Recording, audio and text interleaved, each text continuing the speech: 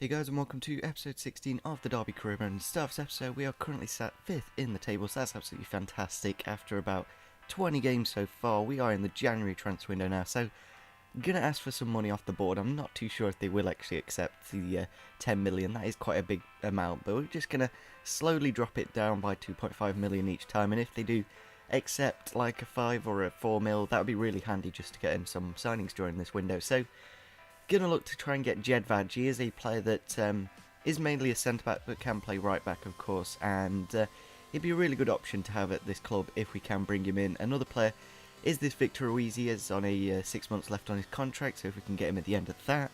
Xavi Alonso as well, 6 months left, and Alberto Bueno, 6 months left. So I think getting the players on the free will probably be a lot more handy because all you have to do is pay for the wages. You don't actually have to pay for any transfer fee, so that's actually quite nice. There is a few issues with the 6 months left when they're under the age of 23, I think.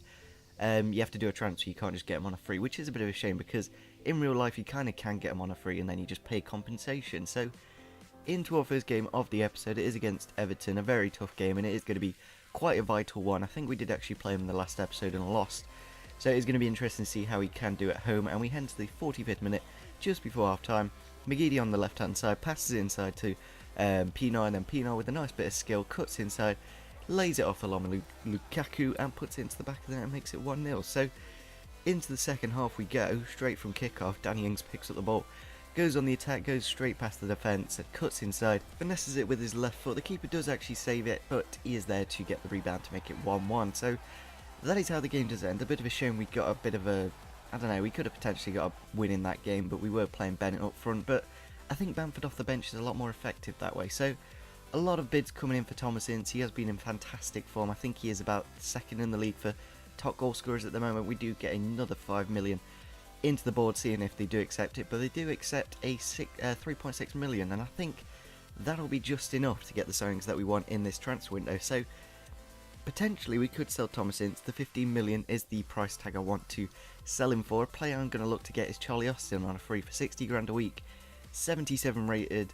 I think that'll be a really good thing in the next season, of course, because at the time being we've got Bennett, Bamford, and of course Danny Ings as strikers, and potentially like Thomas Ince if there is some major injuries. So a few more players we're going to look to get is Benzia and Dybala, but I'm not too sure if they are going to accept that Dybala deal because that was bit of a cheeky one. I'm not too sure if they will accept it or not, but I'm going to drop it slightly to 13 million for Thomas Ince because still we're making like 10 million from that deal if we do sell him for 13, so I'd be more than happy to let him go for that price. So unfortunately Jeff Hendrick did get injured in the last episode. I think he's going to be out for about a month, which is a bit of a shame, but nevertheless, yeah, I think he just came back from injury, but you're not allowed to put him in to the first team lineup when they do come back from injury, which is a bit weird. But going to set up the team for the next game against Norwich. It's not exactly the most difficult of opponent, and I believe we go into the game in the snow. It is really annoying, the snow. It's nice to see different weathers on this game, but at the same time, dribbling and shooting on the snow, it just isn't quite the same. So into the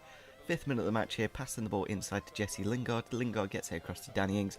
Ings with a fantastic through ball, gets it through to Bennett. Bennett with a cheeky little finish in the near post, makes it 1-0. A really good start to the game, and it is nice that Bennett, only like 19 years old, is getting quite a few goals for us in the Premier League. So into the 82nd minute of the match here, chip through ball for Bamford, a really nice chest, goes past the keeper, finesses it into the back, and it'll make it 2-0. So the game wasn't quite over yet, we still got plenty of time left, 7 minutes left, and into the 87th minute of the match here, Bamford, I think we brought him on at about the 60th minute, and he always seems to be a really good impact player. When you start him, he doesn't always perform, but if you bring him off the bench, he's always going to guarantee to get a goal, and that is what he does in this game. Gets a couple of goals, gets a really nice, comfortable lead with 2 minutes left of the game. And then we head into the 89th minute here. Tete bringing the ball forward, gets it across. Then he gets the ball back eventually and just mashes it into the back, and that makes it 3-1. So quite lucky we got Bamford onto the pitch, because if he didn't get them 2 goals, we would have only got a point, and we need to get a big wins against small teams like Norwich. So another transfer offer in for Will Hughes. I just don't want to sell him, so I'm going to put a 20 million counter offer. It's only a little bit higher than the suggested amount. He's suggested about 9 million, so if we can get him sold for 20 mil, I'm more than happy as well. So Charlie Austin does accept the pre-contract, so that's going to be a really good signing for when we start the next season. Unfortunately, can't get him straight away, but I can't wait to see like Danny Ings and Charlie Austin up front. That'll be a really nice England combination up front, and it'll be interesting to see how well we can do with those two up front. If that combination doesn't work, we can always go back to the 4-3-3. So setting up the team for the next game, it is against Coventry in the Cup, and I thought I'd play Flanagan and Christie, give them a chance to work themselves into the first team lineup. I don't think Flanagan would really work in our 3-5-2, but I think Christie would work quite well on the right hand side, same with Sesso and Cambo. So into the game we go. It is in the rain, which is a bit of a shame because I never really like playing in the rain, but it is at home, so we got the home advantage. We've got a very strong team, and we should be able to easily beat Coventry. They have got a couple of decent players, quite pacey team. So here's the lineup. We got the 4-3-3, of course. It's nice to come back to our roots here every now and then. So we go into the 27th minute of the match here. O'Brien cuts inside, really nice strike into the top right hand corner. Is saved by a goalkeeper, but Fleck gets the ball back into the box. A bit of a lucky deflection. I'm not too sure who it came off there. I don't know if the keeper got a lucky leg to it or something, but it didn't go into the back of the net, and we head into the second half. Nothing's really happening with the 4-3-3, so I'm going to change it up to a 4-2-4, really overpowered formation this is, and take off Bielik, bring on Ings, going to bring on, I think we bring on Roberts as well. I'm not too sure, we'll just have to see in a second. I think we just do Hendrick for the time being. So into the 61st minute of the match here, nice through ball from Flanagan, up to his fellow Liverpool player of Jordan Ibe, and then he gets the ball into Bamford, finesses it into the back of the net and makes it 1-1. So immediate effect, changing the formation there and getting the goals that we need to get through to the next round. So into the 71st minute of the match, 10 minutes later, Hughes passes the ball into Danny Ings. Danny Ings on the edge of the box, cuts inside, gets the ball into the back post. Bamford is there, poaching as always, gets the goal and makes it 2-1. So I'm really glad we did get Bamford on loan. He's been such a crucial player to this team, because I think if we didn't get him and we only had the two strikers and we kept it to the 4-3-3, I reckon we wouldn't have been anywhere near where we are at the moment. And yeah, he does actually get his hat-trick there. Really nice performance from Bamford in this game. Of course, we aren't playing against the biggest of teams, but if we never brought him on loan and we only had two strikers of Bennett and Ings and we still kept to the 4-3-3, I reckon we would have been struggling to stay in this league. So really good tactical thing